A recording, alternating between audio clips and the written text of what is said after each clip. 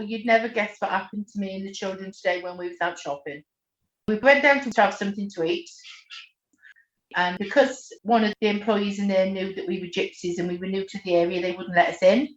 I was too embarrassed to argue the fact, so I just got the children and left. The exact same thing happened, and I was only young, about 12 or 13, and we was going to go for food.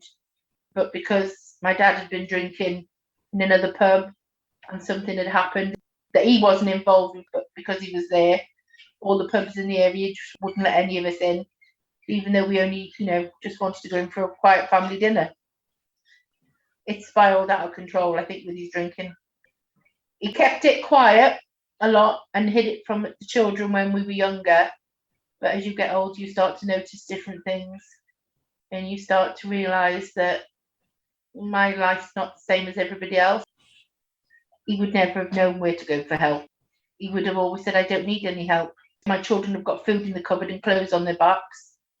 When I can't do that is when I'll need help. That was his way of dealing with it. It wasn't a social thing for women to go pubs when I was younger then. It was more go to the pictures. And if you did go into a pub, you'd only have a Coke anyway. When I met my John, and he was never a drinker then. He didn't even drink much when we got married. We got married when he was 22. And he never was a big drinker. He'd drink on occasions, birthdays, weddings, but never at home. He would always say, a gentleman never drinks in front of his wife and his children. So he only ever drank at occasions. Whenever we'd go anywhere, he'd always know I'm only having a couple, and I'd always respect him for that. You can move on, but there are still people that can't move on.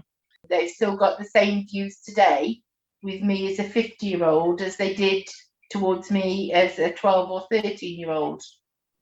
It's shocking, but it's also disheartening that people aren't learning that not everybody's the same.